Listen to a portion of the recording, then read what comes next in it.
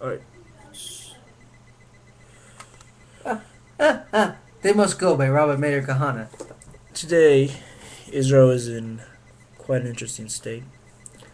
The establishment of a Palestinian state seems to be inevitable. Many people claim that the Palestinians are mistreated, that they've never stop, that they have been mistreated by Jews, that they've never wronged any Jews at all, and that they are free from blame.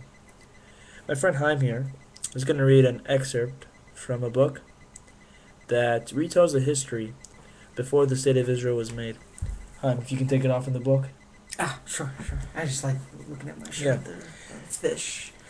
Anyone like fish? Many people believe that Jews and Arabs live in peace on the land of Israel, and that nobody was ever injured, hurt, or killed one another. However, the things that happened in the time of Israel during the 20s and 30s, and even before, are reminiscent of Russia and reminiscent of Europe and the pogroms where many Jews were killed. Chaim, take it off. The pogroms of 1921. On the 23rd of Nisan in the year 5681, or if we convert that year to the solar calendar, May 1st, 1921, Arab mobs began to gather in Jaffa. That city, unlike Jerusalem and others, was considered a model of Jewish-Arab coexistence. It is remarkable how many Jewish illusions have risen and fallen during the past 80 years of struggle with the Arabs. The Jews and Arabs of Jaffa had extensive commercial relations, and the Sephardic Jews who had lived there for generations were almost indistinguishable from Arabs in their daily deportment. Nevertheless, the mobs began to gather. The heavy sticks and metal bars they carried left no doubt as to their intentions. For days, the Arabic paper Falastin had been agitating against Zionism with particular venom. Now, in the mixed Jewish-Arab neighborhoods of Neve Shalom and Menashia, the mob began to attack Jews in the streets with stones and heavy metal rods, but their major targets were the Jewish stores and homes, with their properties and women. The Jews attempted to defend themselves, and since the mob did not have guns, the police could have easily driven them off.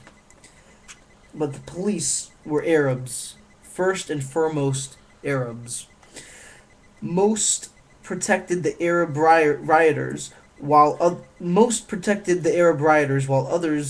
removed their badges and joined them, shooting at the Jews. In the first attack, 13 Jews were killed, and the looting and pillaging spread to other areas of the city.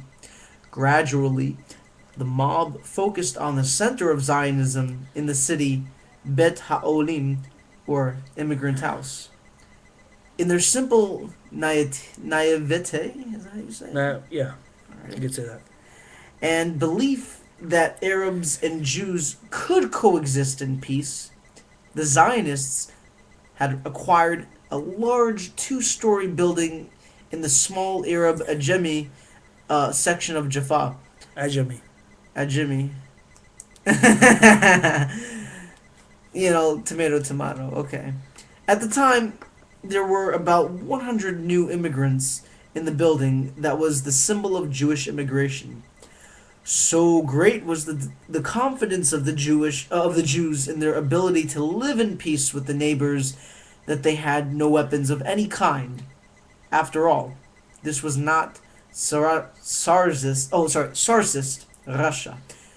This was the land of Israel, the land to which the Jews had come to escape pogroms.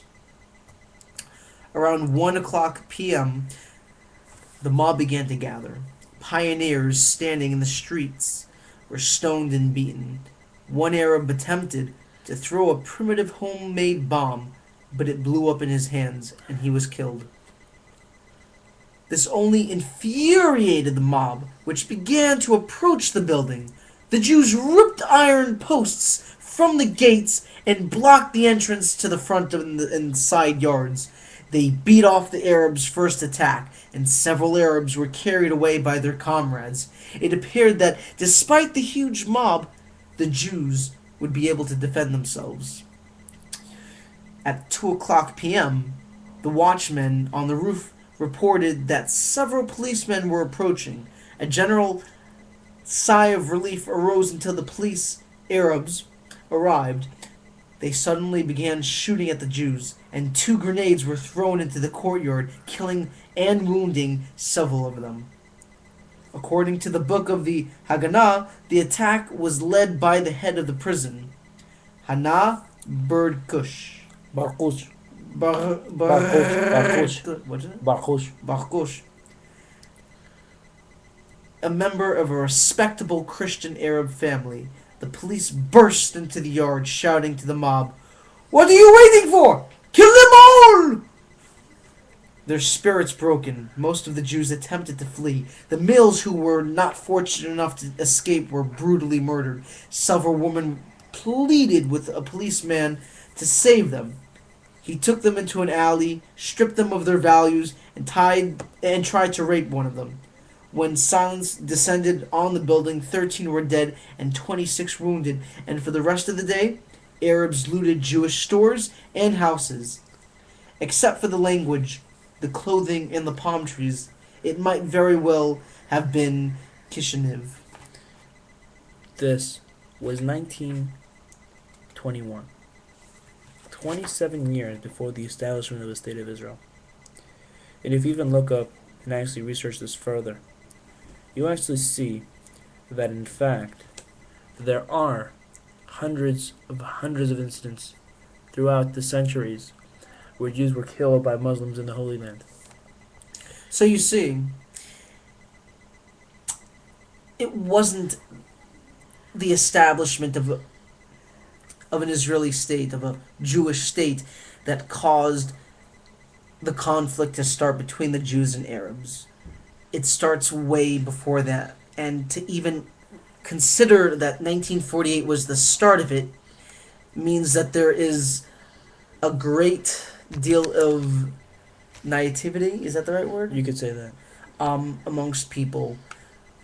The matter of the fact is, this has been going on for centuries. People have been killing us for centuries. They've been trying to exterminate us Not for just centuries. in Europe. Not just in Europe. And not just in Europe, but all over the place. And as you notice, me and him are still here. They have failed to exterminate us because of the promise God made to us.